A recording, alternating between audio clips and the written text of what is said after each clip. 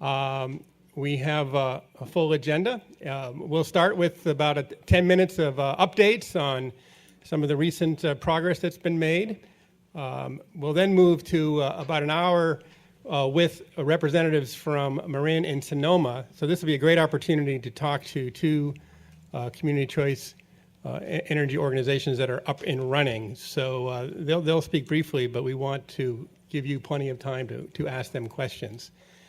And then, perhaps most importantly, at the end of the meeting, we've put together a straw man schedule for various milestones that we have set out for ourselves, and we need your feedback on whether those are workable as we again engage further in this process. And after the technical study is completed, the feasibility study, which we expect in the very beginning of September.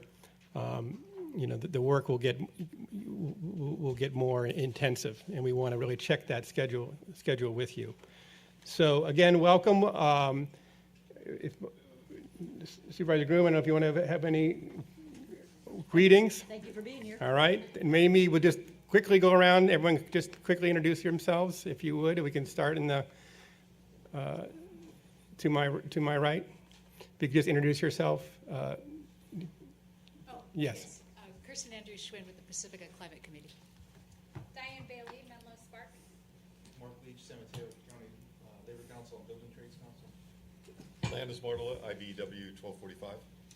Mike McCord, Citizens Environmental Committee at Burlingame. Pradeep Gupta, South San Francisco Council. Cameron Johnson, San Carlos City Council. Larry Moody, East Palo Alto City Council. Michelle Dare, City of East Palo Alto Environmental Programs. Maureen Frescott, City of San Mateo City Council. Andra Lorenz, City of Foster City, City Manager's Office. Carol Groom from the Board of Supervisors. And Dave Pine from the Board of Supervisors. Brad Donahue, Town Coma. Charles Stones, Belmont City Council. Jeff Alves, Portola Valley Town Council. Julie Underwood, Daly City Assistant City Manager. Good here. Good evening, Julie Underwood, Daly City Assistant City Manager. Lori Liu, Brisbane City Council. Sigal Michael, City of Burlingame. George Rodericks, Town of Atherton City Manager. Lorenzo Hines, Assistant City Manager at Pacifica. William Lee, Management Analyst, City of San Bruno. Heather Abrams, Environmental Manager, City of Menlo Park. Sue Chow from the Sierra Club. Jan Butts, San Mateo Community Choice. Harvey Rohrback, Special District Association. All right, terrific. Again, we have a great turnout from our cities and our stakeholders. So as we've done in the other meetings, we'll start with any public comment. If people have general comments they'd like to make to the advisory committee, we could take those now. Okay, Kirsten? I have a general question, and it may be an agenda question of where in the agenda this can be addressed. And if not, maybe we can just address it now before we get into the agenda. And I realized I'm genuinely confused about the scope of the feasibility plan. I was reading over the RFP for it again in our packet, and I really appreciate the county putting this in the packet.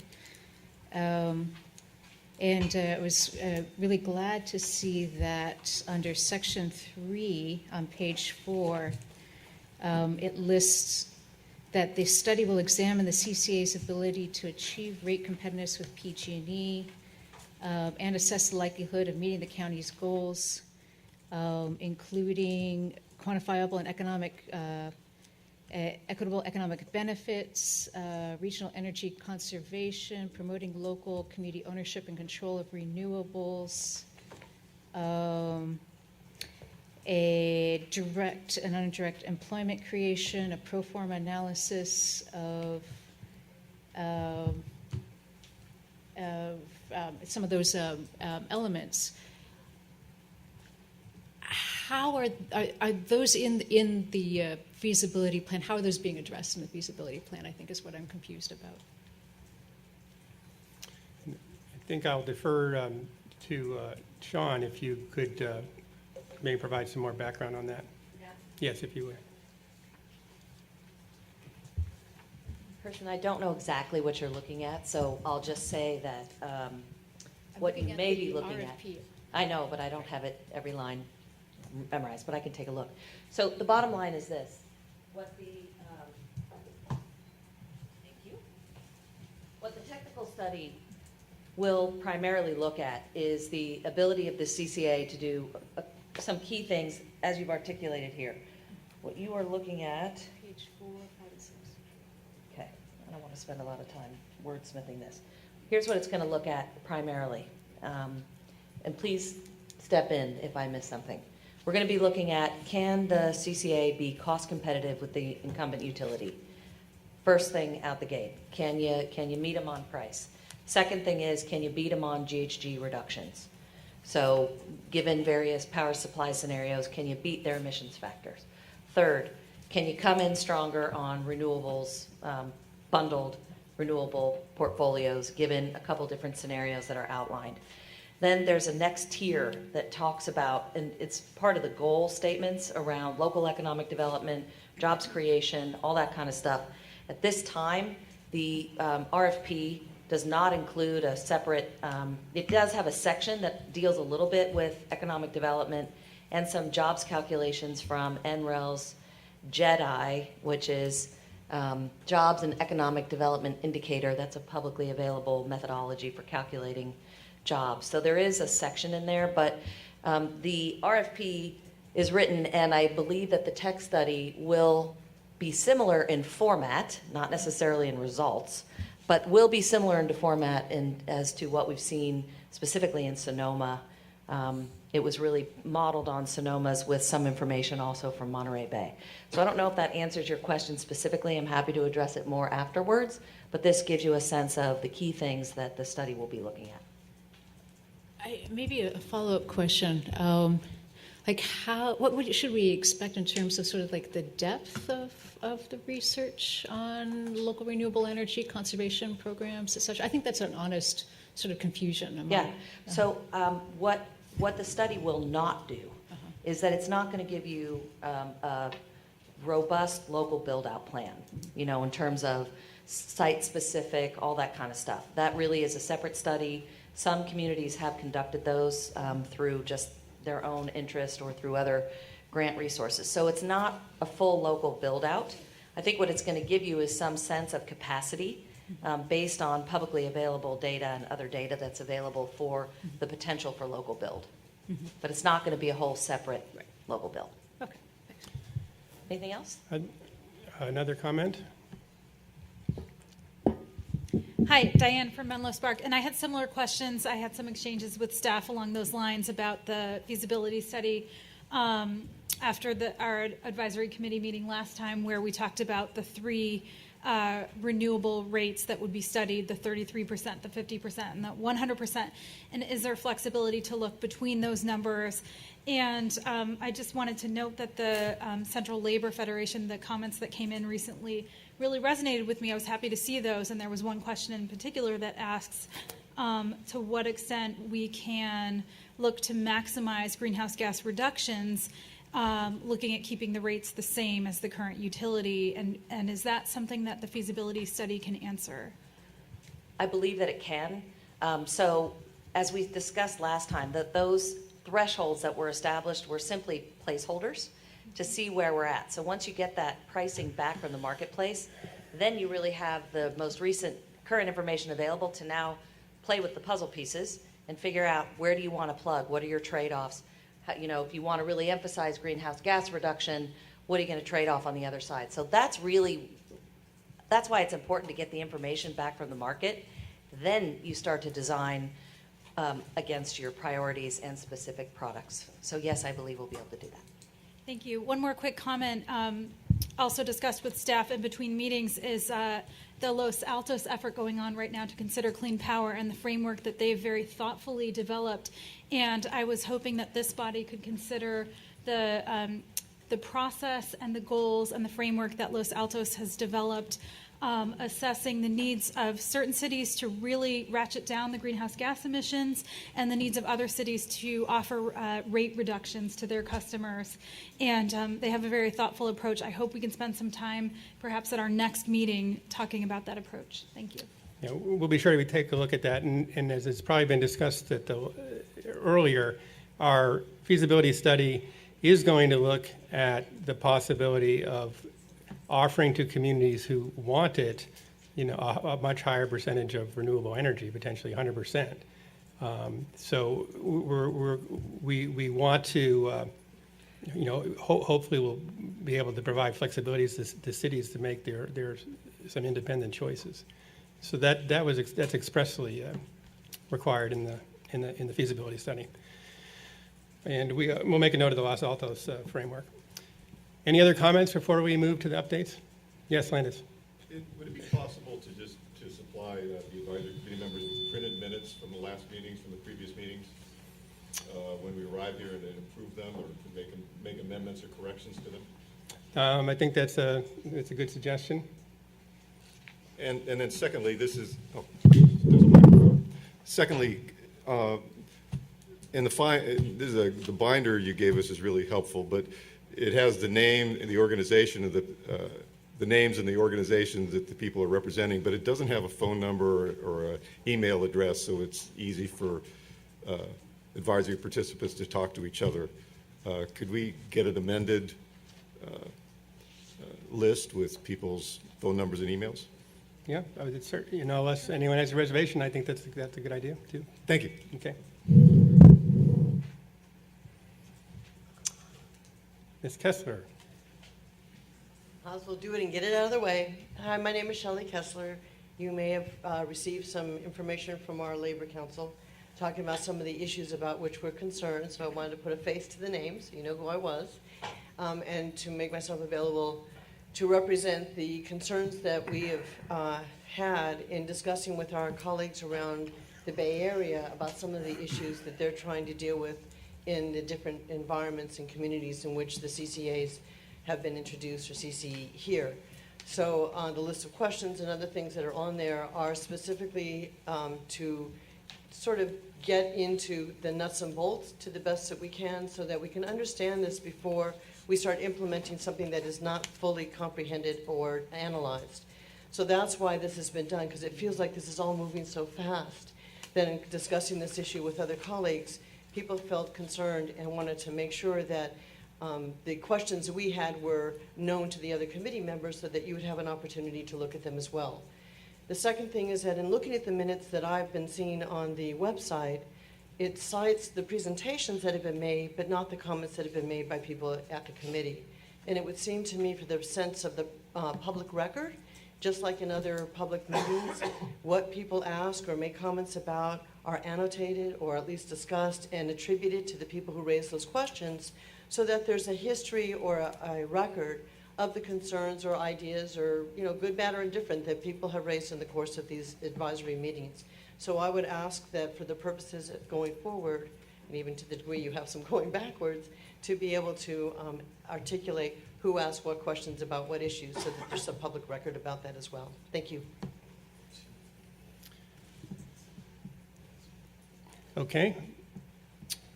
Other comments in the back? Do you want to come up to the mic?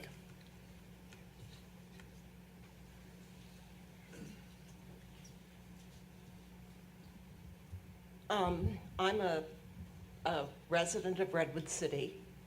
I heard about this through Democracy for America, and I have some questions, because you're doing a lot of technical and financial kinds of things. And as a customer, the questions I have is, I see that customers can opt out. Why do I have to opt out? Why can't I just, and what is it going to cost me to do that? Because I have solar now. What benefits am I going to get? I noticed on the street where I live, at least 10 people in the last year have put up solar. And I have on my panel, I have 32 panels. So I sell PG&E along with conserving. And I'm wondering what the cost of this is going to be. You said that it doesn't cost the taxpayers, it'll cost the ratepayers. And there's no mention of what it's going to cost me to support this endeavor. The other question I have is, I know several people in both Marin and Sonoma who are very unhappy with this plan. And have you looked into the fact that there are dissatisfied customers and what would make them more satisfied? And those are my questions. Okay. Oh, thank you. I'm Gloria Maldonado. I am a native-born Redwood City resident. I taught school in Redwood City for 34 years, and I've been an active community member. Well, thank you for your comments. What I suggest is we connect you with one of our staff members to answer your questions in detail, and so we can help bring you up to speed on those very specific things you mentioned. We're fortunate to have Marin and Sonoma here tonight, so they can certainly speak to the experience of their customers. But we have your name, so we can we'll contact you and talk about your specific concerns. With regard to solar, it's my understanding that that in other jurisdictions they've structured it so that homeowners can sell that energy at very favorable prices to the Community Choice Energy Organization. So it may be something that provides advantages to you. But we'll connect with you and go into that in detail. Okay, we should, at this point, I think, move to our next agenda item, which is just to provide an update on some of the work that's happened between the last meeting and today. So I'll turn it over to Kirsten Pringle. Hi, you guys. My name is Kirsten Pringle. I work in the county's Office of Sustainability. You may have seen my name on an email or two if you haven't met me in person, so this is the face behind the name. I'm here taking over for my director, who will usually give the monthly updates from the county. He's on vacation right now. But we have some exciting things to just give you guys some brief updates on. First of all, we're happy to announce that the technical study has finally started. We got the final load data from PG&E in the second week of July, and the study should be completed by September 1st. Right now, they're just sorting through the data, looking at the county's load profile, and trying to pull out our load shape. And then they'll start doing more of some of the detailed and heavy analysis of our needs and looking at the market. And so we look forward to next month when we can provide you guys with a more detailed response. Cool. Oh, we also wanted to note that we have a photographer here today from the county. I'll send out a release notice in an email after this. We hope that these pictures could be used for our new CC website and also for some marketing materials, but please let me know if you're uncomfortable with having your picture taken. So one of the things I want to talk to you guys about today is our communication strategy, because we're going to talk about our timeline at the end of this meeting, and you can see that we're going to really start ramping up the things that we're doing, and I think it's really important for us to start talking about how we're engaging residents, both from the county level but all together, and how we're talking about this, and how the message of the CCE is getting out. So thus far in our CCE efforts, we've had 5 main communication strategies. One is informational briefings or workshops, which I know many of you guys attended, both maybe as a city member or a member of the public. We've also had tabling events or engaged at community events. I really want to thank a lot of our CCE advocates, such as the San Mateo Community Choice Group, the Pacifica Climate Committee, and the CEC Burlingame Group. They've been really helpful as our volunteers and getting the word out there, and also passing out some of our collateral. We've developed CCE brochures. If any of you guys want those brochures or any of the other materials that we've created, feel free to contact me at any time. We have plenty of them. We've done several one-on-one meetings or in-person presentations. We've done some local press and op-eds, and we've also started creating a full CCE or Peninsula Clean Energy website, and we have a pretty good listserv now with 500 to 600 people that get regular updates from us. In the past, our target audiences have been city council members, city staff, advocacy groups, businesses, and community stakeholders. So moving forward, we'll be heavily expanding our website. So right now we have what's called a splash page. It's www.peninsulacleanenergy.com. It's live right now. Anyone can go on it. And it's just a basic informational page that you can send residents that's really user-friendly and explains what CCE is. Eventually that splash page is going to turn into a full website that will have information about Peninsula Clean Energy's energy options, the differences between residential and commercial accounts, things like that. We're also going to expand our use of social media and press, TV, and print media. And starting in the spring, we're going to have a pretty heavy public advertising campaign. And we imagine that we're going to hire a consultant with specialty in this type of advertising and community outreach and communications to help us with that. Because we're really selling this program, and we want to make sure everybody's educated about it before we start sending in our opt-in notices.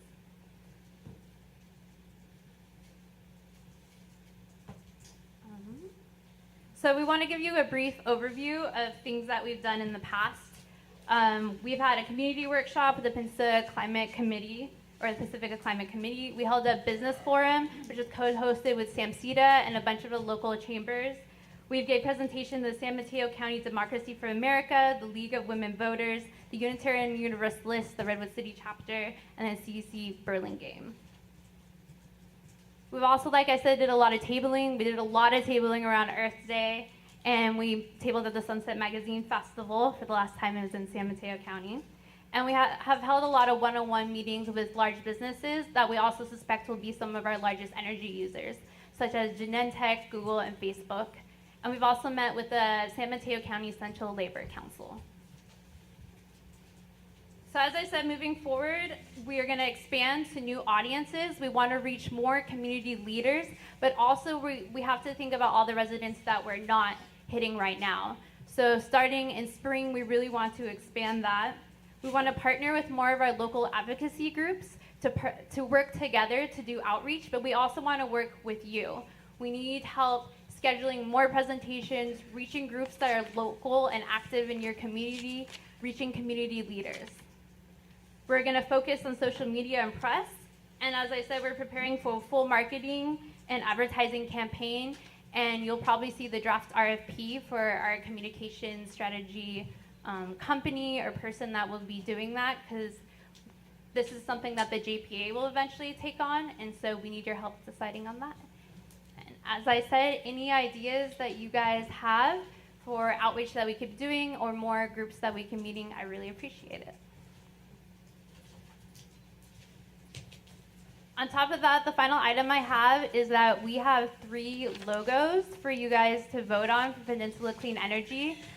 Since we are ramping up our website and our branding and marketing right now, we need your guys' help to decide. So if you haven't got a logo voting sheet, there's more at the front. And if you guys could just rate which ones you like best from 1, 2 to 3. And any additional comments if you don't like any of them, if you think any of them should be changed or you want to see something different, we really want to hear about it. We're really trying to get a feel of the type of values you guys want to see in the branding and the way we market Peninsula Clean Energy. Gordon.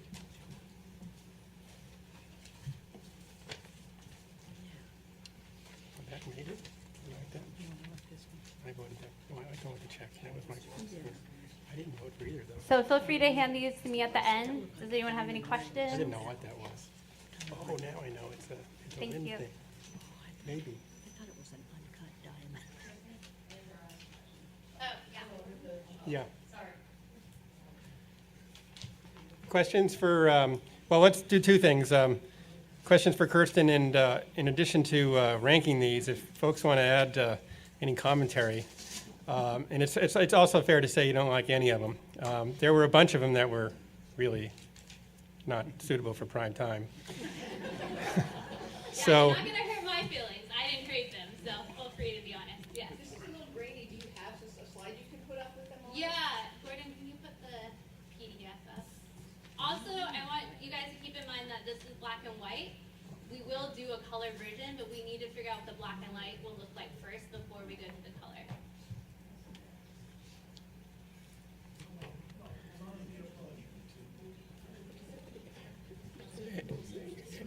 Any questions for Kirsten, or any thoughts on these logos beyond ranking them?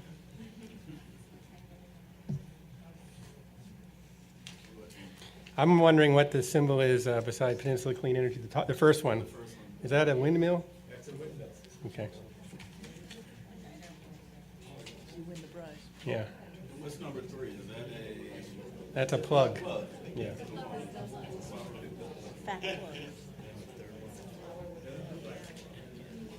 Okay. Questions or comments? When we get into in the end of the meeting, we're talking about the schedule. We'll come back and talk more about the importance of doing a lot of communication with individual city councils. Because ultimately, each city has to decide if this is an option they want to pursue. And we're going to need your help in scheduling some time with on city council agendas for that communication. But we'll get to that towards the end of the meeting. That one.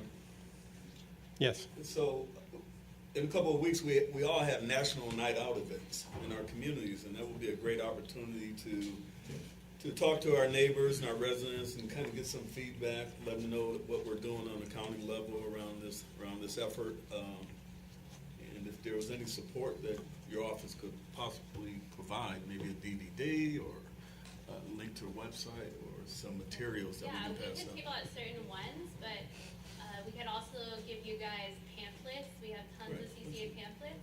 I could also draft up some talking points if you want some of the highlights of the way we try to engage residents and the message that we send out. We really emphasize choice, we emphasize community, and we emphasize clean energy, the 3 C's. So if that's something that would be helpful for you. I can also give out a list of resources, our website, and our Slack page for you to direct residents there. And then any questions that you're not able to answer, you can always direct them at me. I love answering questions. Okay. We'd love to hear more of these follow-up. All right. Good idea. Mr. Hedges. Yeah, I just want to congratulate you. That's a great idea. I would like for the staff to send something out that we can use for tabling. I'll print it out at my expense. And I'm on the neighborhood watch board. I'll send it to the other neighborhood watch people. Thank you. If Rich Hedges is disseminating the information, we have nothing to worry about. If you want pamphlets, we have a big stack in the front. Okay. Well, let's move on to our primetime speakers. We're really fortunate today to have Nathan Kinsey from Sonoma Clean Power and Jamie Tuckey from Marine Clean Energy. So let me briefly introduce them and give you a chance to say maybe a few words, and then we'll move to, really want to have ample time for the question and answer from our committee and others. So Nathan joined Sonoma Clean Power in the summer of 2014. As an account executive, Nathan manages account services for Sonoma Clean Power's largest commercial and industrial customers and leads rate analysis and rate design duties for the agency. Nathan has a bachelor's in social science from Chico State and is completing his interdisciplinary master's in social, economic, and environmental sustainability. And Jamie Tucker joined Marin Clean Energy in 2007. So probably has more experience in this than almost anyone.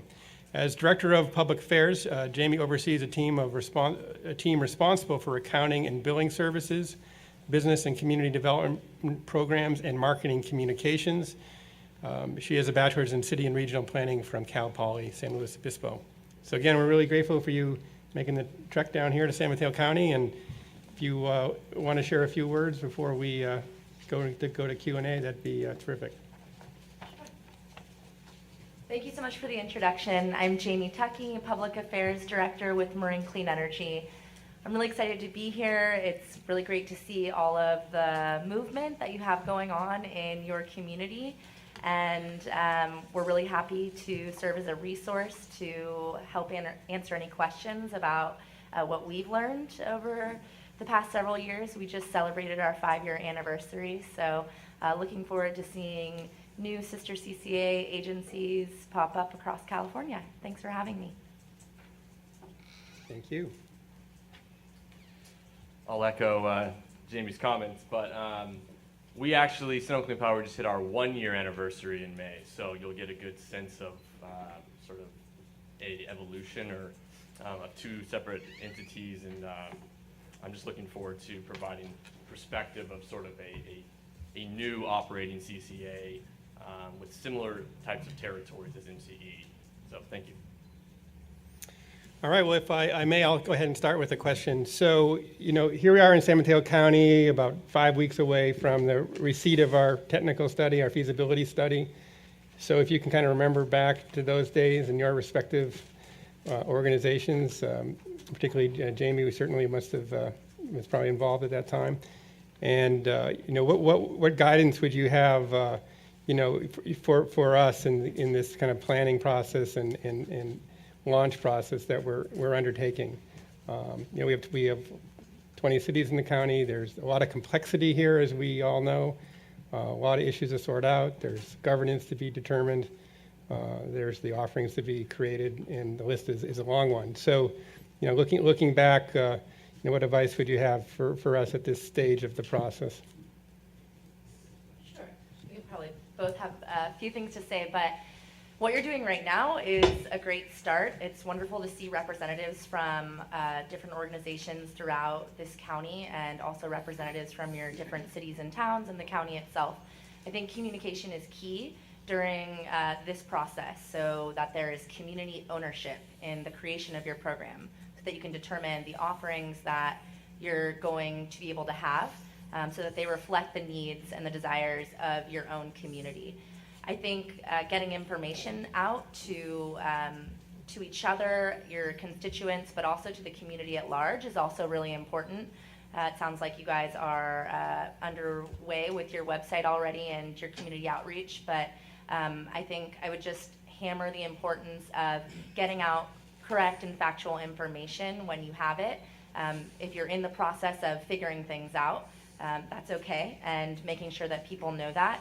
I think having strong relationships with your local press, where a lot of information goes out, is also really important, because it can become a complex issue, and making sure that everyone understands it and can communicate it correctly is really important. I also would encourage I would encourage you guys to think about rates in particular. A lot of CCAs are really excited about the fact that you can offer competitive and even lower rates. But I think it's important to remember that those rates are always a comparison of your competitor. So the investor-owned utility or PG&E, and anytime those rates change, your cost comparison is going to change. So it's important to remember that you can control your own rates and what you offer to your customers, but you can't always control what that comparison will be. And just being realistic about what you can offer is important. Yeah, and I wasn't involved with the early stages for feasibility analysis or even development of our JPA with Sonoma Clean Power. I do know many of the jurisdictions had concern, which is completely valid, around risk and liability for their community. And that's one of the main reasons why the structure of the JPA is very important. In addition to being honest, that's probably and transparent, the most important thing when I'm communicating with customers or just members of the community at a workshop or at a random event that I'm attending. Providing them with as much transparent information as possible is crucial. I think that probably covers, at least from my perspective, for the development stage, but just continuing to follow up with community members, members of your board, stakeholders in the community, and listening to what their concerns are. Definitely not brushing them aside, and continuing to internally within your organization bring that to the attention of everybody to see how things can get addressed, and follow up with people who bring those to your attention, whether it be at a public forum such as this or at a community event where you're passing out business cards. Yeah, I think that's covers that. I have one other Sure. one other thing that I wanted to add. So you might have already done this, but I think developing a really nice set of FAQs and continuing to update that as you guys move on will save you a ton of time and resources as far as staff are concerned, because you're going to have lots of electeds who have questions, great questions, and they might have the same question, or it sounds like they're asking different questions, but they're really looking for the same information. And having that to point to will be really helpful. I think having two sets is good, because one might be really technical and detailed that you're sharing with a certain type of person, and then one might be more something that is customer facing and a little bit easier to digest. But having that to point to as you move through this process will be really helpful. Great, thanks. Yeah, I have a whole bunch of questions I'd love to ask, but I'm going to open it up right away to everybody here in the room. And if there's a lull, I'll come back with another question. But Pradeep, want to jump in? Yes, I'm going to ask two questions, but let me provide a little framework and the context. 99% of the time, utility electricity business is pretty much routine and boring. Nothing happens, everything functions as it should be happening. There's 1% of time when rains, storms come in, power lines fall, people are without communications, there are outages all over the place, et cetera, et cetera. During those times, at least so far in the way we are right now, we have PG&E to call and express our frustrations. And if they don't respond, then we can write in the newspaper that PG&E is doing not a good job, et cetera, et cetera. And actually, factually, PUC is looking after their performance as a part of the franchise agreement they have with the state. In case of CCE, in those environments, I know PG&E is providing the transmission distribution, and we are just looking at the electrons. But do their service standards change because they are serving CCE customers vis-a-vis their own customers in a neighboring city, if they have shortage of labor, et cetera? I just wanted to know your experience, what has been. Sure, that's a great question. Service hasn't changed in our community since we launched 5 years ago. PG&E still offers the same old, the same great service they always did. They're out there in their blue trucks fixing lines and wires if they need to. They are actually legally prohibited from treating CCE customers any differently than they would treat any other customers. So there definitely hasn't been any decrease in service. And actually, if I were to say anything, I would say that PG&E has actually improved its overall customer service as a result of CCE programs, because they actually have another business for their customers to compare to now. So I would say that their customer service has improved, and I mean, they're also offering, cleaner energy and, looking to offer their green tariff. So I think that they actually have motivation to do better than they did before because of programs like these. Yeah, and I completely agree. And I think I speak for MC as well in regards to the competitive partnership that we have with PG&E.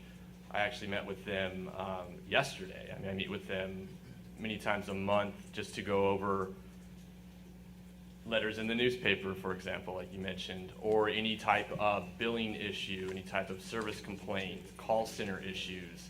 There's a variety of methods of communication for the public, which is fantastic, to both PG&E and to Snow and Clean Power and to Marine Clean Energy. So in regards to whether the reliability aspect has changed, absolutely not. Not in my experience, not from what we know, obviously, legally. If you think about it in terms of choice, which is ultimately what this competition does bring in terms of having two entities at the table, it allows for customers to exercise that choice. If they feel that one entity or the other isn't providing the level of service that they need, they can choose a different one. So having that choice for the first time is great, but I've never seen any type of reduction in quality service from PG&E and under those conditions at all. Thank you, and I'll defer my second question to give others a chance first. Yeah, okay. Go ahead. Mike? Yeah. Is this on? Okay. Yeah. As I look at this calendar, I see, the deadline for cities to join the JPA is January 31st. I'm wondering how complete our plan will be by then. I'm wondering, when you went to local authorities for commitment, how complete was your plan? Did you have rate structures and products defined already, or did they just have to kind of buy in on faith that this would be competitive? When we launched service in May of 2014, I wasn't there yet. I started in August. But I believe the feasibility, part of our feasibility analysis did include a portion of rate design, and the establishment of rates was in place before we rolled out service to because we came in phases due to concern from different communities, the total population, the number of accounts being served. We brought them in phases, so phase 1, phase 2, and phase 3. But yeah, the rates were established for our initial launch before anybody had to basically be tied to joining. Part of that public process with those phases did sort of accommodate various jurisdictions, taking a step back and looking at how things developed if we were true to the commitments we were making to the various communities. And I'm happy to say that every jurisdiction within Sonoma County did vote to participate in our program, save for Healdsburg, which has a municipal utility, so they don't need us. When it was at the phase for Marine Clean Energy where local communities were deciding whether or not they were going to join our JPA, we had determined that we would be offering a 25% renewable and also a 100% renewable energy option.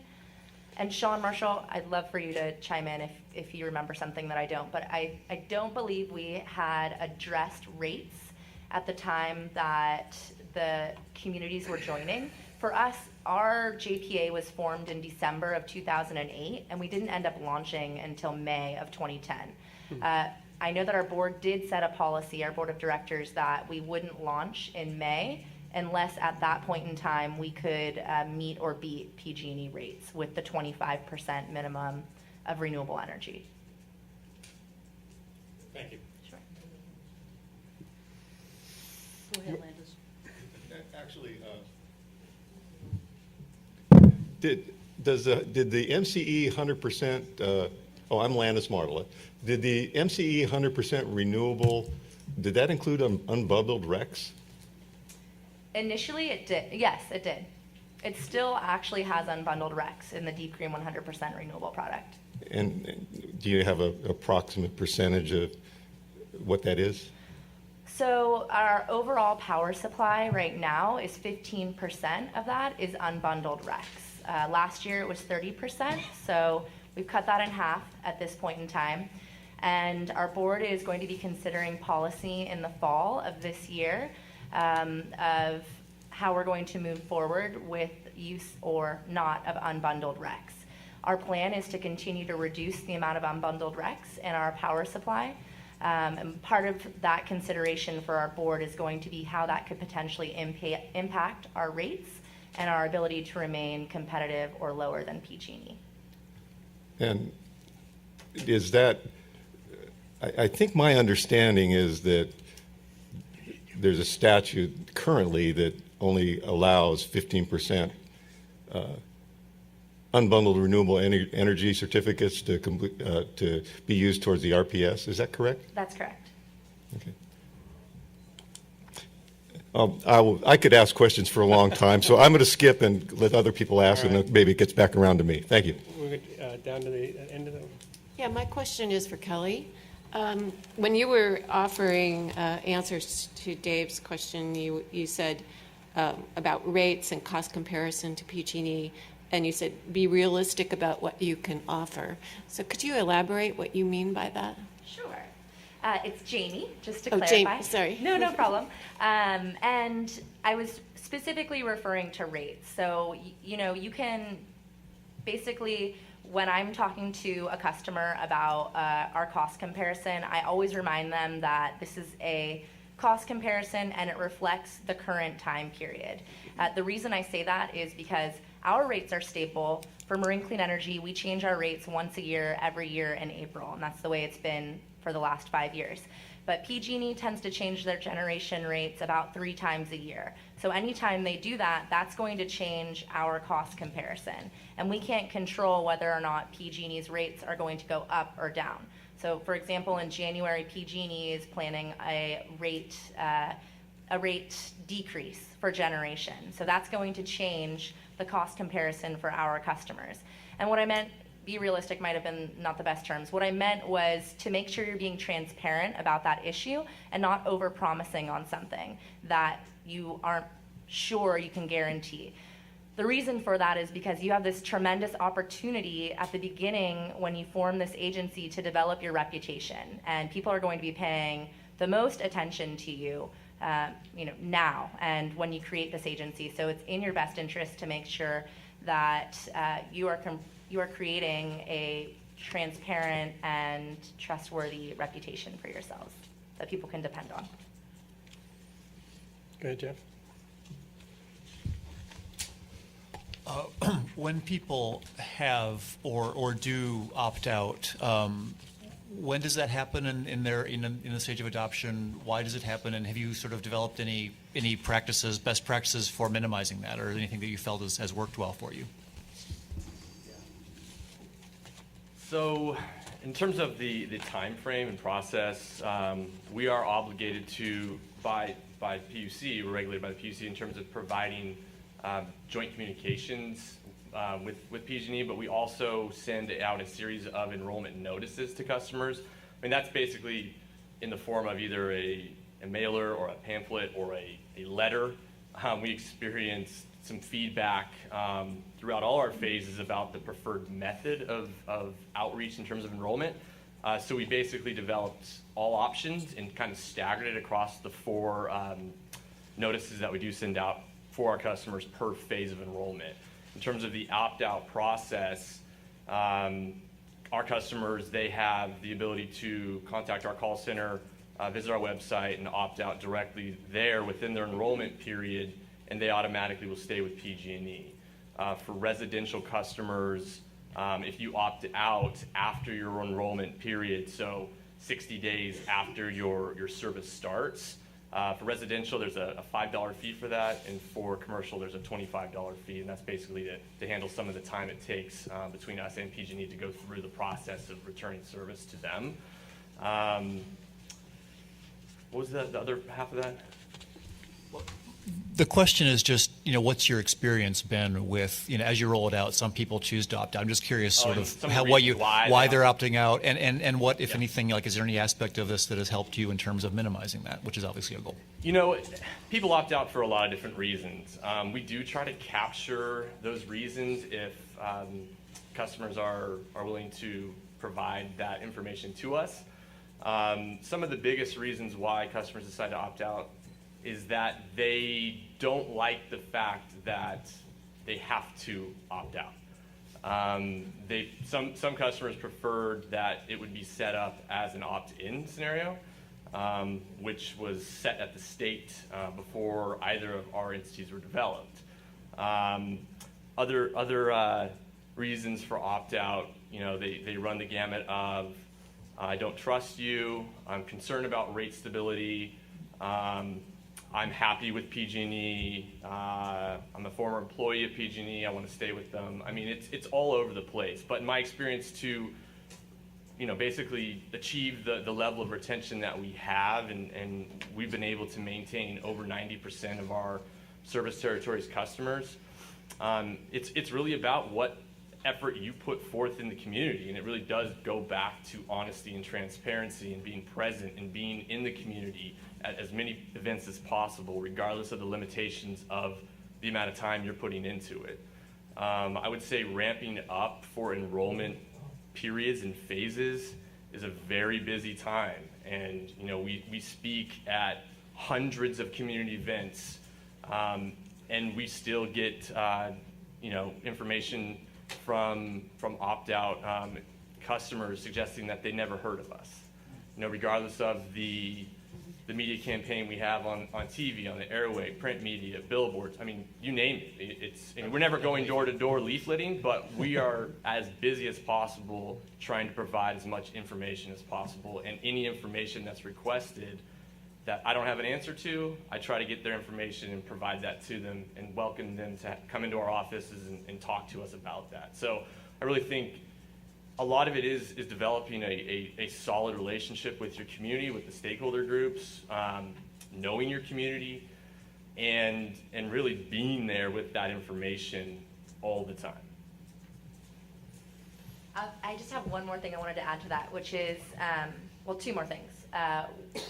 Because one of the reasons that we have in our top 3 reasons, the same, you know, mechanism for asking people that you didn't mention that people cite, is that they don't like that it's a government-run agency. So that's just interesting and I think worth noting. And then, okay, actually I lied, 3 things. The other thing is that I would clarify and keep this in mind that as soon as you guys start your enrollment period, so as soon as you start sending out notices, customers can opt out at that point and any time forward. They can choose to opt out at any time. A lot of times in our service area, we'll see reporters write that people can only opt out during that enrollment phase. So making sure that the choice is theirs whenever they want it. And then the last thing I would say is because we've been in operations for so long, I'm not sure if Sonoma Clean Power is experiencing this or not. What is happening with us now is that customers who had previously opted out are reaching out to us proactively and saying, hey, I chose initially not to be with you, but I changed my mind and now I want to give it a shot. So that's kind of neat to see after a couple of years too. Charles, you had a question? Thanks. Hi. Can you talk a little bit about the development of local renewable energy, what you've seen in each of your jurisdictions, what the challenges and opportunities are, and if you've seen a substantial uptick, what form has it taken, and how long did it take to get to various checkpoints along the way? Sure. I'm Charles Stone from the Belmont City Council. Yeah, so let's see. Being in operation for just over a year, we are in the process of trying to develop as much local renewable as possible and working with, you know, various groups who are looking to do so and offering programs that provide an incentive for them to do so in terms of net energy metering, which was a concern that was raised earlier, or a feed-in tariff project, something like that. These are for renewable energy projects.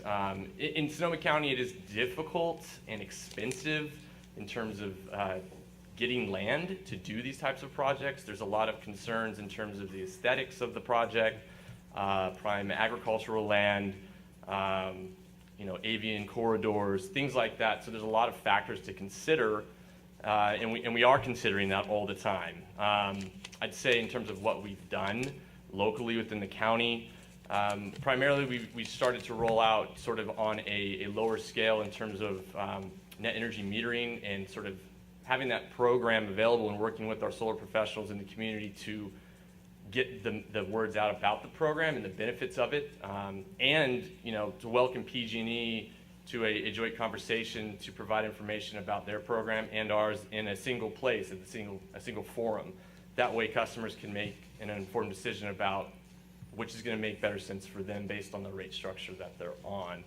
Local renewables on a larger scale that we're developing, we are moving forward with a floating solar project that's going to be 12.5 megawatts of power. It's about enough to power about 3,000 homes in the county, and this is a sort of an innovative project. It will be the largest one, I believe, in the United States when it's completed. And it's sort of an innovative solution to our difficulty of having a place to do it. So the water agency, in partnership with the firm that we are doing this with, as well as our consultants and teams, they moved forward with signing contracts for this project, and it will be located on wastewater treatment ponds, so it has a little bit dual benefit in terms of its location next to one of them is next to an airport, so it helps to keep waterfowl off of that airspace. It helps in terms of reducing the amount of algae that blooms in that wastewater treatment plant, or excuse me, in the treatment ponds. So that's one of the innovative types that we're moving forward with outside of the county, where sunlight is readily available and people are really willing to do these types of projects. We are moving forward with, I believe it's over 70 megawatts of new solar down in the valley towards the Coalinga area. So we're just about at 85 megawatts that'll be coming online. And that's new in California since we started. And I know that Marin's moving forward with a lot of projects as well. So. All right, so like I was saying earlier, I've said it a couple of times, we launched in 2010 and our first local project was built in 2012. It's just under a megawatt and it's through our feed-in tariff program. It was built at a local airport. It's solar panels. It covers about 50 airport hangar rooftops. We were really excited when that first project came to fruition. It took a couple of years after we launched until we got our first local project. But since that project was completed, we saw a lot more interest, and all of a sudden it was kind of like a flood of local developers who wanted to build and sell to us. So we've actually got 9 other projects underway right now in our service area. Of the 10 projects, 8 of them are through our feed-in tariff. 7 of them are through our feed-in tariff. One was something that we included as part of a negotiation for a power purchase agreement with a solar developer who was building something for us in the Central Valley. As part of the agreement, they promised to build a local 1 megawatt solar carport structure. So that's the other one that's not a feed-in tariff. We also just recently signed a contract with a PPA with our local landfill to do a landfill waste to energy project.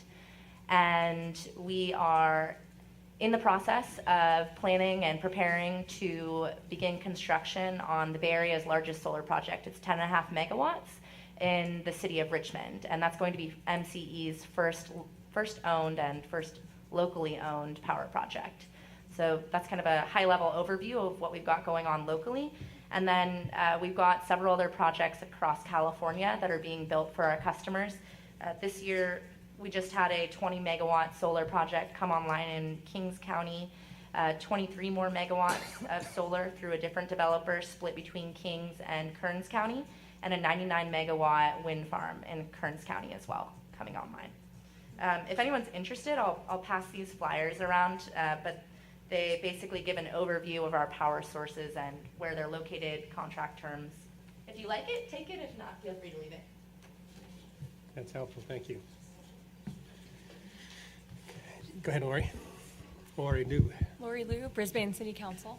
So one of the other people who spoke from the public talked about some customers that were concerned, and maybe those concerns have been addressed. Can you talk about what have been the major customer concerns, and what lessons have you learned, and what recommendations would you give to us in starting this process? Customer concerns, the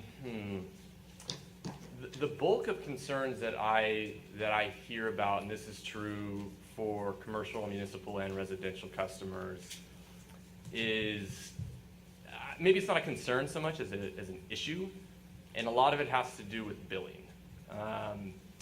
Because we work with PG&E for billing, PG&E still sends the bill out. They basically provide us with usage, so they're still reading the meter. They provide that information to us. We apply our charges to that. We have 2 systems, PG&E system and ours, that speak to each other, and so we have windows of providing the information for our charges to them, and they apply that onto the customer's bill and send that to the customer. Sometimes systems have glitches. Sometimes meters are read incorrectly, and when a customer who might be on a fixed income experiences a big shift in what they were expecting to pay, that is a big concern, and it's a valid concern. It's something that we actually deal with a lot is just a billing issue. And for the most part, it is just a matter of a system error that took place. So in terms of reaching out to the customer, I mean, we're here as a customer advocate, so that's really part of my job, is to walk customers through what took place, work with PG&E's CCA relations team or their account representatives as well, if it's a commercial customer, to sort of walk through the issue, identify what it was. When we meet, we bring these to the table in our regular meetings with PG&E, so we can do the best we can to make sure it doesn't happen again. Other concerns are really about whether or not they are going to save with us. I mean, I think proof in concept is based off of what Jamie kind of said, where we now have customers contacting us who originally opted out because now they hear from their friends or their neighbors that, you know, I did save money. And so now they want, you know, to get in on that, and that's fantastic. It's just part of that choice that they have. And just in terms of value in dollars, in our first year, we basically kept over $13.8 million in our community that otherwise would have been paid to PG&E had everybody been under bundled service with PG&E. So when we can provide conservative estimates about what we're going to do in terms of rate savings and then deliver on that and then some, that goes a long way. Other customer concerns, you know, it really does get back to that early enrollment phase period, the outreach and education around the fact that they don't want to support a government entity and they don't want their tax dollars to go toward this when there are no tax dollars that are going to this. So a lot of it is about providing information to mitigate misinformation and really just working with them on that. I mean, billing is probably the number one concern that I hear from most of the customers that I interact with.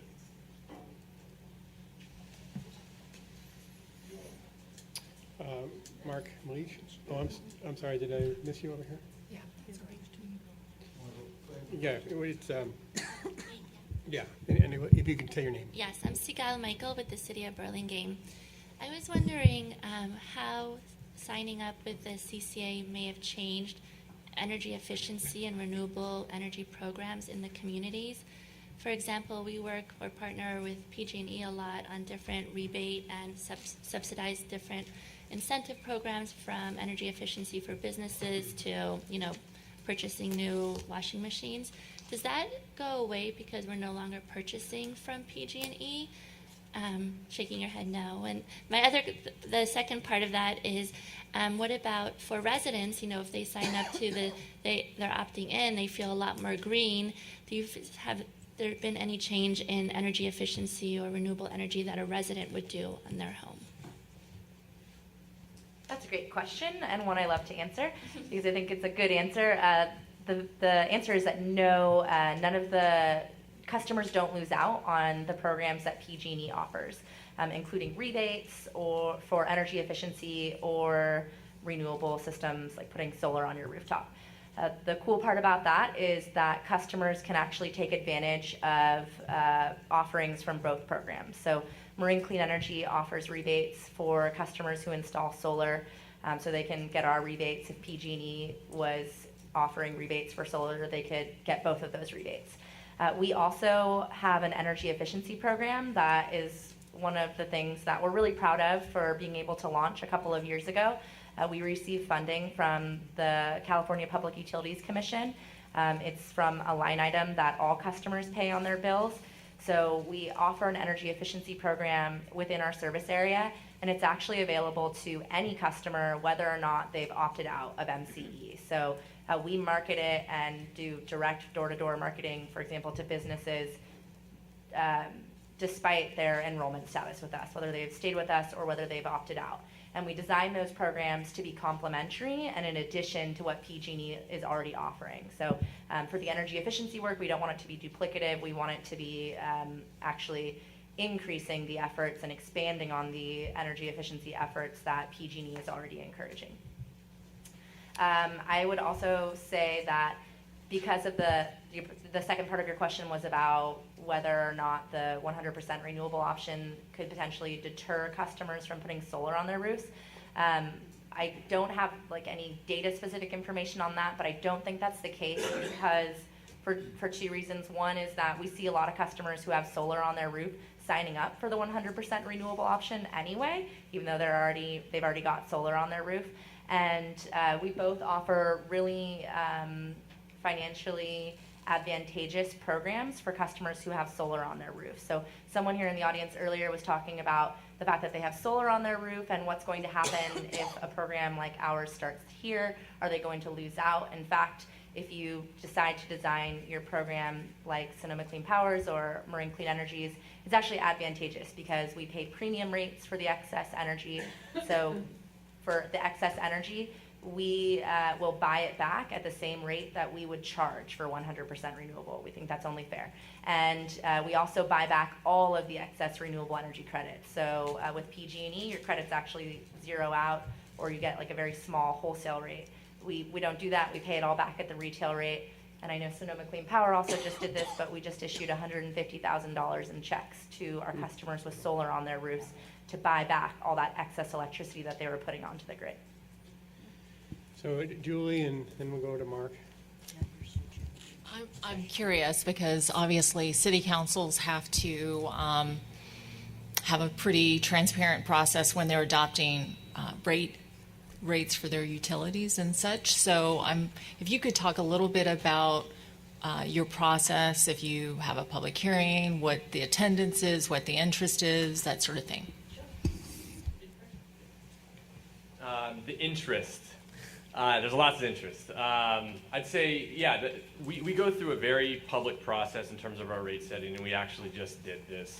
And I think we're going to actually move up our process to accommodate some of the things we have to do with PG&E for joint rate mailers that we kind of hit a wall with in terms of setting our rates, because our fiscal year starts July.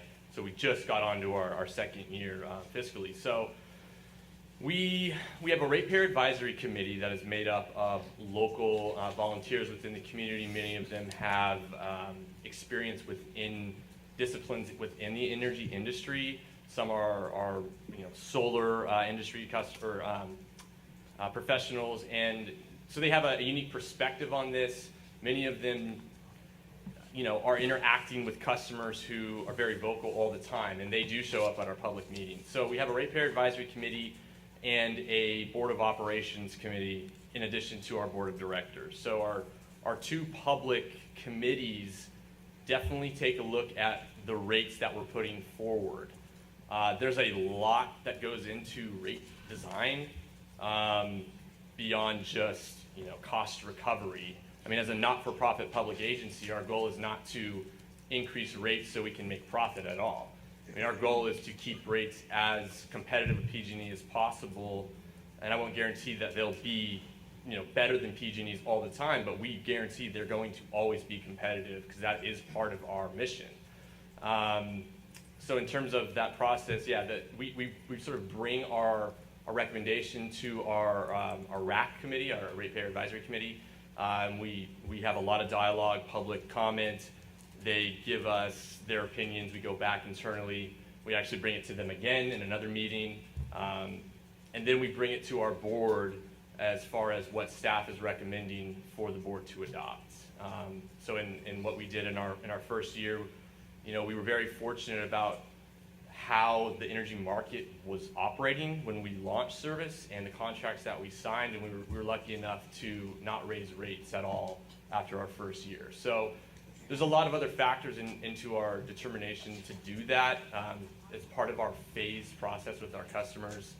We didn't even provide service to a couple of our jurisdictions because they had waited to vote to join. And once they did, we had to file with the PUC to serve those communities and get approval for that. And then we had to go and procure power for their load. And so we wanted to be consistent in our messaging in terms of what we were providing to the early jurisdictions that joined. We wanted to provide the same to those sort of later joining jurisdictions, and we were able to do that. So that's kind of the process. It's very public oriented, and they're very vocal, and we were very happy that we could remain stable for after that first year.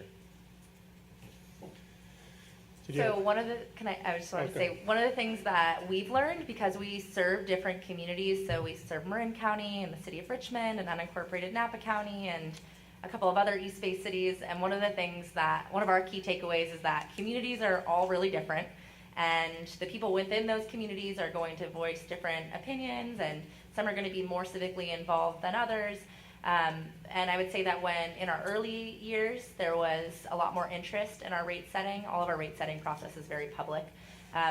We did our rate setting again this year in April. We started discussing it publicly in January, doing newspaper notices, on-bill messages, et cetera, and just would note that at least in our service area, we have the opposite, where there's not much public interest in it.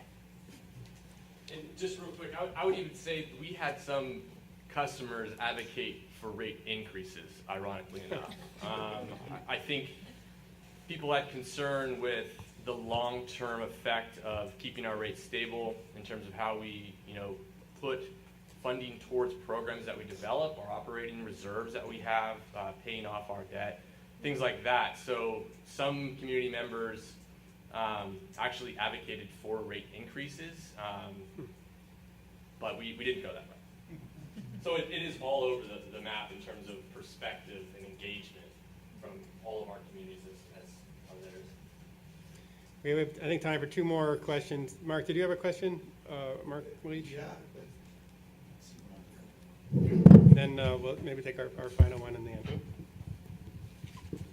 Hi, Mark Leach with the Labor Council and the Building Trades Council, and about half the people in the room know that I'm a union electrician. So I'm looking at your chart, and I'm looking at MCE service start date.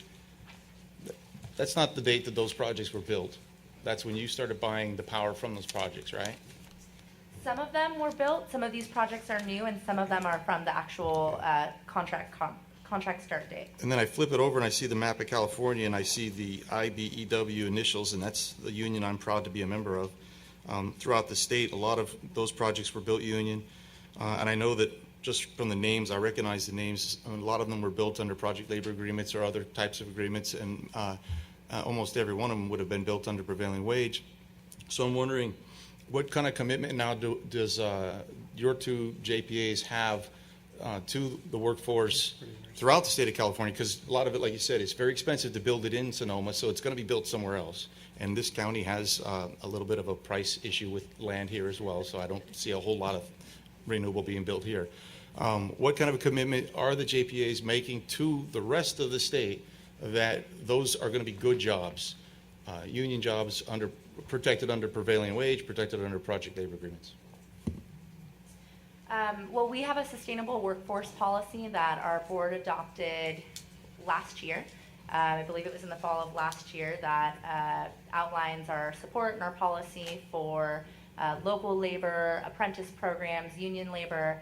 We work with some local apprentice organizations and training organizations like Richmond Build, Rising Sun Energy Center, and the fact that we're creating the demand for these new local and in-state renewable projects means that we are creating demand for more jobs.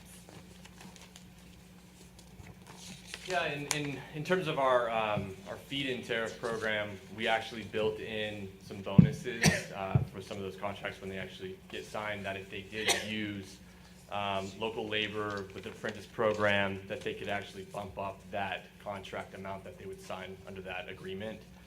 In terms of the particulars for renewable projects outside of Sonoma County's territory and our service territory, we aren't going to own those projects. I'm not sure about the particulars of the negotiation and the terms of the contracts that our procurement director has discussed with those project developers. But I'd be happy to get that information for you to see if there's some type of language about the workforce involved in the projects. That reminds me about the project in Richmond, the 10.5 megawatt solar project. That's MCE's first owned project, and that will be a part of a requirement for that is that it will be at least 50% local labor. And we are working with local unions right now and other laborers to determine how we're going to be able to provide the workforce needed to create that project. So we can take the last question at the end. Great. Thank you so much for, I'll speak loud. Thank you so much for providing this handout. It's really super helpful. I have a question about the owned versus the contract energy. I'm really glad you brought that up. What pros and cons are you seeing to the JPA owning projects versus buying the electricity? Like, is there a significant economic difference for you? I would have to ask my procurement team. I don't have the details on that. And for us, you know, I know that right now we don't plan to own any. So I really can't speak to that, but if we move forward with that, you know, again, that'd be something that would be for the procurement director and our CEO. So yeah, and I really don't think that we're interested at this point to own any of those projects. And there's a lot that goes into owning, operating, maintaining a project of that scale. So at least at this point, that's not really the direction that we're going. All right, I do have to wrap it up because we need to spend. Yeah, but going over the schedule is really important. But we'll go ahead and take your question, Landis. But I do want to get into the question, the schedule. Thank you.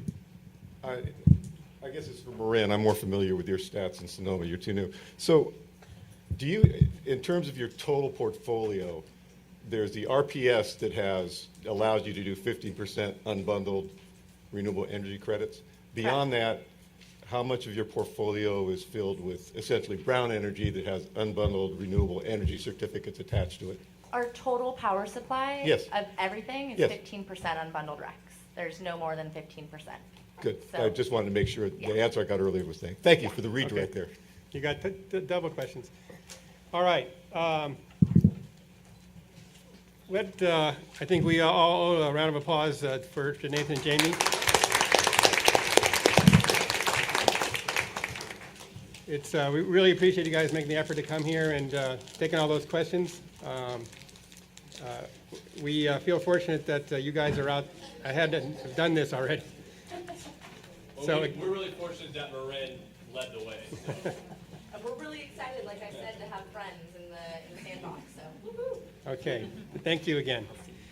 Okay, so we have about half an hour left, and this is a very important part of the meeting because we took a stab at putting together a straw man of a schedule for kind of, really what happens after the feasibility study is completed and how we really kind of get down to the nitty-gritty of, working out all the issues that we need to address before cities are in a position to decide whether this makes sense for them. So Sean Marshall is going to walk us through this schedule. We very much need your input on it. We know how complex this area is.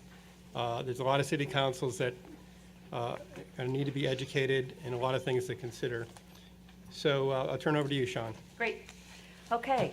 So I want to just start off by recapping something that I think we talked about at our first meeting, but ran through it somewhat quickly. And that is just to kind of set the framework for the elements of the planning process, assuming, and I want to underline, assuming that the Board of Supervisors chooses to move forward. If the numbers come back good and everything looks good, if there's a go forward decision, these are the basic elements of the types of planning elements that you will see in the issues that will come before you. So the first really is just the mechanics of the whole thing.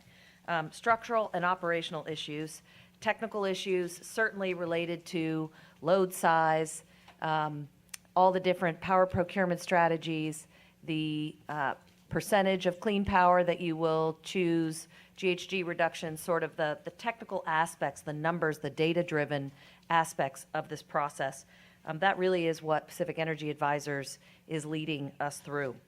There are also an adoption by the end of January, and we'll talk more about why in just a minute. So the third bucket, as Kirsten outlined in the beginning, is community engagement and communications. Cannot underscore how important that is. There are many different methodologies. Jamie has been doing this work for going on 7 years now and is now a pro at it. So we take some cues from what Marin and Sonoma have been up to. But it really, the communication and outreach portion of this expands and gets much deeper and bigger, almost like a public advertising campaign that really will happen throughout 2016 prior to any customer enrollment. So we're going to be seeing a lot more on a more formal marketing campaign going forward. You guys have seen a version of this slide before.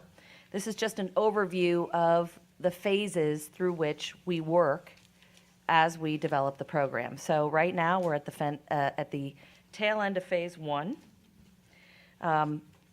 The official end of it will be when the study is complete. That is targeted for September 1 at the moment. And then we move into phase 2, which is the next 6 months, and then preparing for launch, which is the final 6 to 7 months. So in our early meeting, May was our first one, we had talked about a projected launch of Q3 of 2016. This doesn't actually change that much. It accelerates it by maybe a couple of months. Originally, we were talking about a September, October rollout. Now we're trying to look at August potentially, which is a year away, a year and a month or so. And so the question might naturally be asked, why would we look at that? And it came up in a recent planning session that we were having with the team that there are 2 reasons why it probably makes sense to bring back the launch date if we can. One is that it was interesting, we looked at a pattern. Marin, Sonoma, and the city of Lancaster all launched in May. And I think that that's not a coincidence. There is some design to that. And what we learned was that the summer rate structure is more economically advantageous for a launching program. The summer rates generally run from April to October. So if you can launch within that general time frame, you're going to do a better job up front in terms of the revenues that come through the door, critical for the early operations of the agency.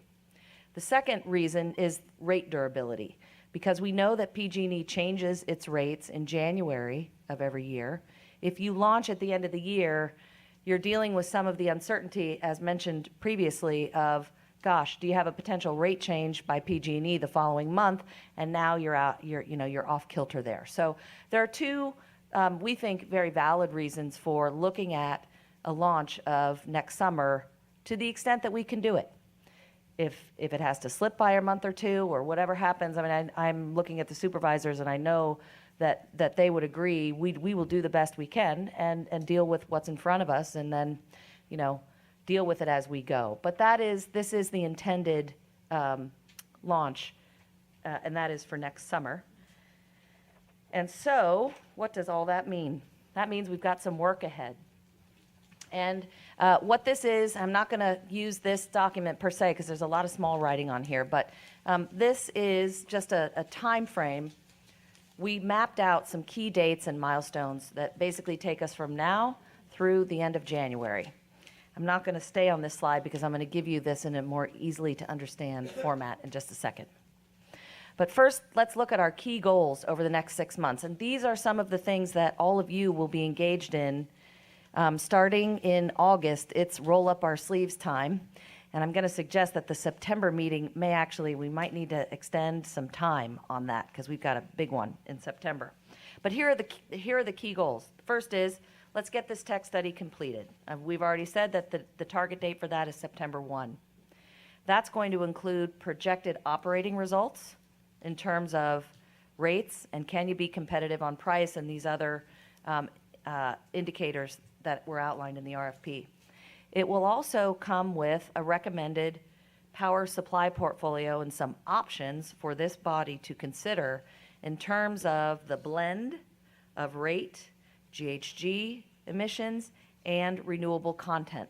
So all of those things will be like, as I said, like a puzzle piece, and we will be working to come forward with several options and recommendations that may very well differ from the benchmark thresholds that were established. One thing we do know is that we have asked Pacific Energy Advisors to put together a 100% renewable bucket one, unbundled, in-state bucket one product that could be adopted as the opt-in for on a city-by-city basis. So we will be looking at that as a special product offering for any cities that might choose to take that route. It's not going to be prescribed, I don't believe, by the county. It'll be on a city-by-city. So I think that maybe satisfies some of the concerns that we've heard over the last couple of weeks about opt-in, opt-out, and what the city's options are. So that'll all be coming to you. And then the quantitative elements for the RFP. What is the load? What does it look like between residential versus commercial and industrial, and all of the different technical analysis that will be coming out pretty soon. We soon are going to be moving into preparation of the CCE ordinance, which is fairly standard language at this point, as well as the JPA plan. And that's really going to be tailored to the needs of San Mateo County and the cities. And Kathy Miola, I'm looking at her in the back of the room, she's in touch with the folks, the attorneys in Sonoma County who worked on these documents, and we'll be tapping all of that with the idea that there will be a package of materials presented not only to the Board of Supervisors but to all the city councils for their review and feedback, with the ultimate goal that by the end of January, the county hopefully is going to be asking for a first round of yay or nay to join the JPA. And you might say, well, why? Why do we have to do this at the end of January instead of next July? And the reason is that in order to go to market, and really going to market is where the rubber's going to meet the road, folks. It's when you get your bids back from the market that you really know what you can accomplish in terms of price and your other threshold requirements. So, but in order to go to market, you have to know what your load is and who's playing. It's, at some point you have to stop the assumptions and sort of figure out what your first tranche customer base is going to be so they know how to respond. So that's why, at this point anyway, there is a suggested deadline, of the end of January, so that we can go to market with some level of certainty of what that customer base is going to look like. It also helps with financing. So I mentioned earlier that the agency is going to need working capital. It's also going to need critical credit and capital to sign a contract for that power. But unless you know how much power you need to buy, you don't know how much financing you're going to need and credit capacity. So there's this, it seems chicken and the egg, but it actually is pretty linear. And so you have to put a stake in the ground. The one thing that's important to know, and this happened in both Marin and Sonoma, is that it's not the only bite at the apple. I know that if the county chooses to move forward, they're going to hope that 19 of their cities choose to move forward by the end of January 2016. But it's not the only opportunity. That would be the first adopters, and then there would be a waiting period. It could be as long as 6 months to a year before there was another enrollment option for additional cities to come in. But it won't be the last opportunity to join the JPA. So I just want to say that to give everyone a little comfort. The third goal is that we need to go back to the county and get their approval, not only for the work plan, but for funding for the next phase. The next goal, as I said, was the cities. We will be hosting study sessions in each city. Hopefully, one-on-one meetings, whatever is required to educate your colleagues and your staff. Lots of community awareness and focus on community outreach and press in the coming 6 months, and then prep for phase 3 implementation. So even though all of this looks very linear, and it is to some degree, there's a lot of stuff that has to happen on a parallel track in order to meet your deadlines. So we unfortunately don't have a 3D thing to present, but some of these things do overlap and happen on a parallel track to keep things moving forward. Okay, so this next page here is probably the page that will most interest you. This is what we mapped out in terms of key dates from now to the end of 2016. And I'm going to just focus right now on advisory board meetings so you kind of know what's coming up in terms of topics. In August, we're going to take our first look at the JPA structure and key issues around governance and, go ahead. Oh, did I not move it? Thank you. There you go. Thank you very much. Appreciate it. So we'll have some sample JPA documents for you, some experience from the 2, now 3 CCAs that are up and running. And so we'll begin some of that policy discussion and feedback on JPA structure. Then in September, this is the one where I have a feeling we might run a little late. So let's just think about, I'll ask the supervisors to think about this. This is where we're going to really dive into the tech study results. And you'll have a full presentation on what they learned, what the market is doing, what is projected next year. I can tell you right now that we've been told with the proposed PG&E generation rate drop and the increase in the power charge and difference adjustment exit fee, the market is not going to be as favorable next year. So a big part of what Pacific Energy Advisors is doing is anticipating that condition and looking at what's possible within the coming couple of years. So that's going to be a big focus for the 24th. But we also want to be able to come back to you with draft CCE ordinance. As I said, that's pretty boilerplate at this point. But also the draft JPA ordinance that would be reflective of your comments that we got in August. They'll also be reflective of existing ordinances in the marketplace. With the idea that all of this is brought before you before it goes to the Board of Supervisors for the study session and all of the rest. On October 7th, staff is planning 2 community workshops, one in the North County, one in South County. Kirsten can tell us more about that. The next advisory committee meeting in October would be an update on what did the Board of Supervisors say. Did they decide to move forward? Did they say maybe and you need to fix a couple of things? So really we'll have a lot sort of to digest based on the feedback we get from the board. At that time, we will also have more meat on the bones and specific dates and milestones for you for phase 3. We haven't gotten there yet. That we ran out of time at our meeting. So that's the February through launch. That will be discussed in October, just so you know what's coming down the pike. November 19th, there will be several RFPs that will be reviewed. One will be for a robust marketing and advertising campaign that really bumps this out to the public, as well as other vendor services, potentially a draft implementation plan at that point and a draft energy services RFP. So November will be RFP time. At this point, I don't know whether or not we'll have a meeting in December. It's sort of up to the supervisors whether or not we need to do it or whether we take a holiday break. So that's to be determined. And then November through January is when we are out in the cities, giving presentations, having Q&A study sessions, and then going back for council presentations and hopefully decisioning throughout January 2016.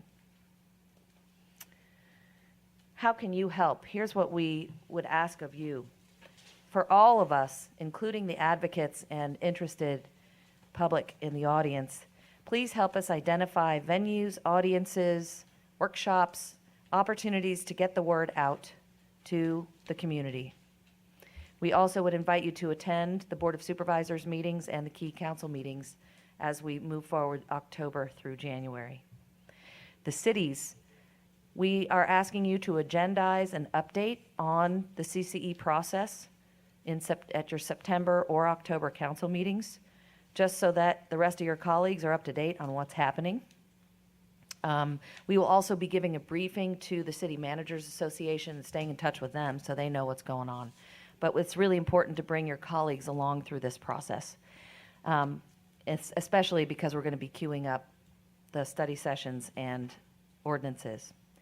Also, we ask that you would please work with the staff to schedule your study sessions in the November timeframe, definitely before the holidays, so that if we need to come back in January, we've got some flexible time to do that. So please work with Kirsten and Gordon to get your city on the calendar so that we make sure you're covered.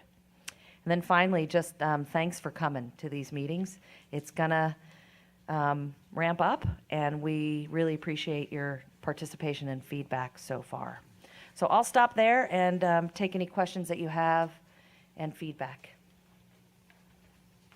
Do you want to? Yeah. I'm very uncomfortable with one part of the timeline, namely the final JPA documents and the deadline for cities to sign up and join JPA. Total in time elapses looks like 2 months, but it's a month of December and the end of November with Thanksgiving. And we are talking about most of the city councils are twice a month meeting, and most of us, sometimes if it's close to Christmas, we cancel that one council meeting. So there's only one council meeting in month of December. So I would think that it's an over-optimistic approach to have all the steps we need to take in order to get JPA, final JPA approved from all the hoops that we have to go through in the city. So is there a flexibility on that date, or? We want your input on this, because we really want to hear from the cities. We appreciate that we have to have enough time with the cities, and it is the holidays. So this is exactly the input we need to hear. Want to hear from other cities. Yeah, just to. Is this on? I think. Go ahead. Okay. Just to expand on Pradeep's comments, I don't know about other cities, but we need 2 meetings. We would read the ordinance twice, and we'd want the study session before that. So we're talking 3 sessions. We're twice a month with that person. So this feels pretty compressed to me as well. And and you're going to have to schedule, coordinate, 20 outreaches within the county at least. Can I ask what does end February feel like? Just giving another month. Does that give a little breathing space, or? That would help a lot, actually. Yeah, I think. Maureen? I think I would agree. We set our calendar fairly far in advance, and not to say we couldn't do it, but I think this is rather ambitious, and with being off in the holidays, I think towards the end of February, early March would give us enough time, because it is going to require several meetings to accomplish this. I think we had a comment, Stacy.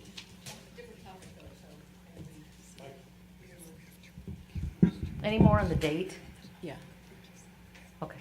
I just wanted to say, I think those comments are very valid, and I think we would also be able to really engage the public in a way that's different if it's over the holiday period, that people might complain that, we miss them somehow.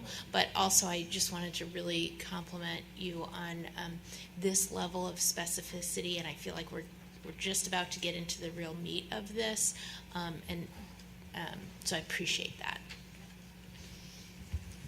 Following up on the fact that this is going to get pretty meaty, will we get the text study in advance of that September 24th meeting? Because that sounds like it's going to be pretty dense to digest at the meeting. Yeah, sure. I expect you will, yeah. Along with high-level recommendations and summary. Great. Yeah, another benefit of adding a month. This September 24th advisory committee meeting is very ambitious, right?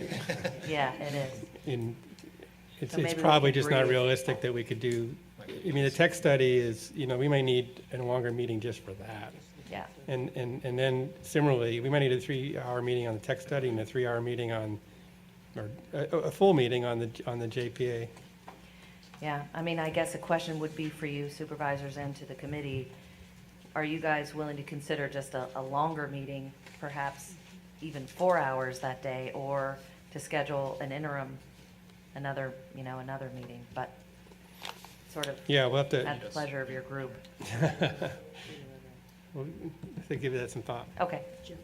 Jeff has another comment. Just a logistical question. The process with the CPUC, would that take place after the JPA is formed, or does that sort of happen concurrently?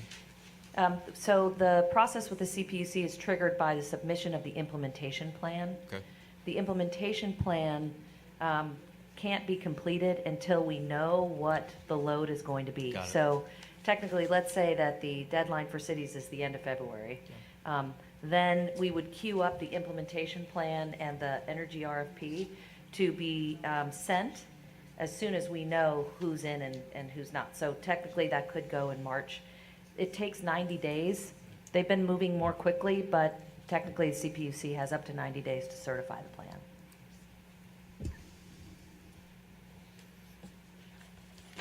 Yeah, just a question too. Oh, I'm sorry, Rich Hedges, you have a comment. Just to actually kind of a question with a statement. I just attended Supervisor Arnold's birthday party in Nevada, went to high school together, and I was talking to several people out there. They're waiting to sell their houses next year because Google's coming in, and they expect a 20% increase, believe it or not. I've got a friend here whose house just went up $500,000 in 2 months. I'm saying that for a reason.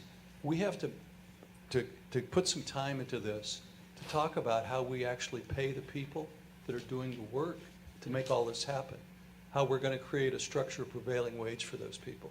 I'm very concerned as the economy grows here that we're driving more and more of the working people farther and farther away. It makes absolutely no sense to me to not make sure that the people that are doing this are not paid well so they don't have to commute and create more brown haze in the air. So let's try to work on how we're going to make sure people are compensated properly for doing the work that's going to make all this happen.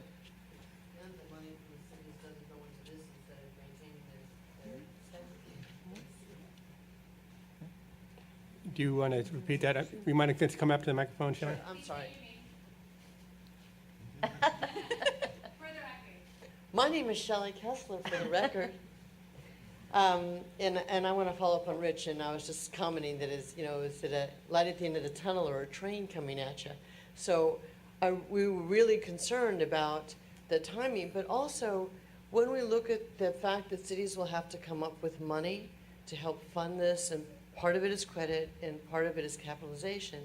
For those of you who run cities and know that and have been through or are going through negotiations, or the county as well, that I just want to make sure that there's a consideration of that the funding for this doesn't impact and impede the funding that you need to provide for your staff, for both retaining and recruiting staff to run your different jurisdictions. So I just want to just put that as a placeholder to keep in mind, so that when you do look at what kind of investment you're looking at putting into this, what impacts it might have for the structure of the city or the county's funding vis-a-vis the employees that you have there to even run your jurisdiction. So I just as a consideration. Thank you. I think the good news there, and Sean, correct me if I'm wrong, is that if the county decides to proceed into phase 3, we're covering the cost, and then then we'll go out and finance the operation with so there'll be no monies from the cities needed in this launch. That's correct. There's no financial obligation on the part of the cities to participate in this program contemplated whatsoever. And also to Rich Hedges' point, when we'd have the discussion about the creation of the Joint Powers Authority, I mean, one issue we'll discuss is what matters are determined in the beginning and what matters are dealt with by the Joint Powers Authority when it's up and running. So. Thank you. I want to make sure we green the employees to make sure they have enough money to live here. Okay, so we've gotten some feedback, which I think was a little bit of our instinct walking in here, that it was an ambitious schedule. I guess it's good to start out ambitious. I just want to, if I can ask the cities, I'm trying to, you think about going to your colleagues and getting them all up to speed on this. And I mean, I would assume you're gonna have like a whole study session, right? Or would? Yeah, I mean, the more you can talk to them now, the better, but, I mean, it will certainly be at least a full study session and then 2 other meetings, is that kind of the feeling? Okay. Right, because it's a two-step to pass the ordinance, right? First reading and second reading. Yeah. Before that, though, there's probably a few meetings before. I mean, the Got ordinance it. is the last, kind of, I mean, almost a formality at that point. I guess I would add, sorry, just there may be committees involved. For example, we have commissions that would want to review as well. Oh, that's a good point. Sorry, I was just saying we will have at least one commission who would want to review as well before it would go to city council. Yeah, so for those cities like Menlo Park, you know, many have environmental committees that might want to consider it. Yeah, please talk to us about that and think about getting that on their agendas very soon. Pretty. Yeah, I had one item missing in the timeline. Perhaps you might have included in your own calendars. The community contacts and the community relations. Are we expected to wait until the JP is signed before we start on the community contacts? I assume that we should do it now. Now, in terms of doing it in an organized fashion so that we just don't keep on going backwards and forwards, would you have a timeline on the activities or sample activities that we could plan on in our own cities, especially our larger customers who might have specific questions? The question I have from Supervisor Dave Pine, is the county going to be talking to our large industrial customers, or the city should be talking to our own large customers? Well, we've made an effort, and we'll continue making efforts to talk to the major energy users in the county. And we've spoken to a number, and you know, we can talk offline more about particular companies in South City. Obviously, with your large biotech presence, there's a lot of major energy users.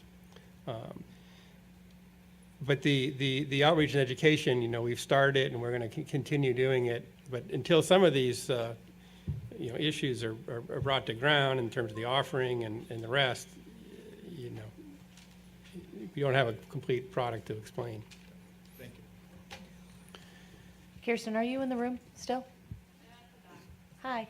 So would you recommend that, that folks contact you to be the keeper of the calendar and continue to kind of coordinate some of the outreach and education, or what do you prefer there?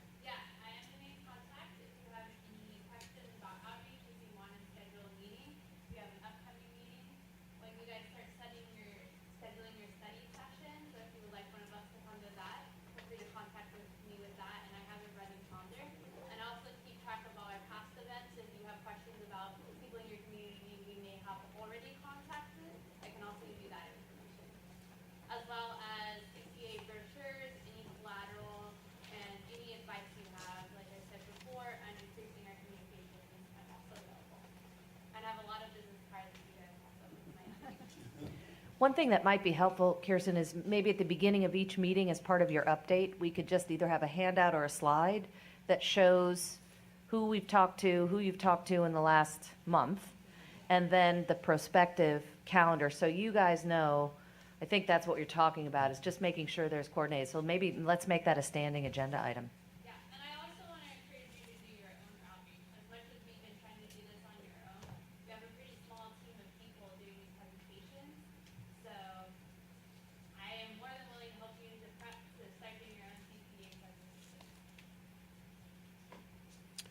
Okay. So we're about 9:05. Any final comments or questions? I have one, Dave.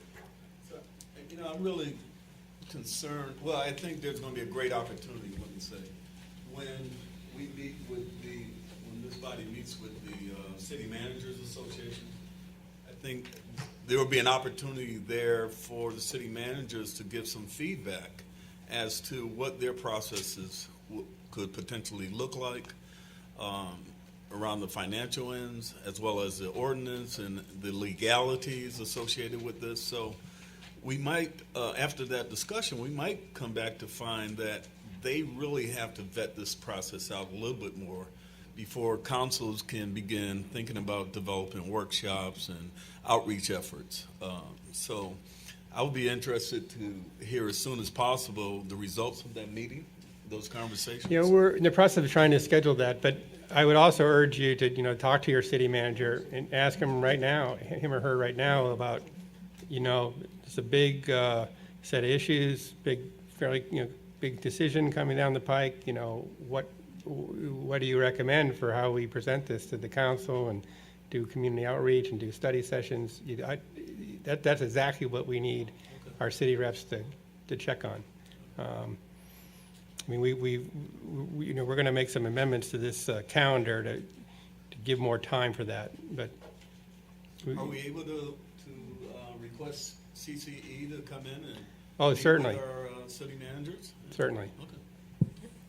And all of us on the core team will be very busy at these study sessions, so don't schedule them all on the same night. All right. Well, with that, thank you for your attendance. I guess Landis has the final word. No, I just have a question. Can we, I'd like to suggest a future... future agenda item? Future agenda item? Go ahead.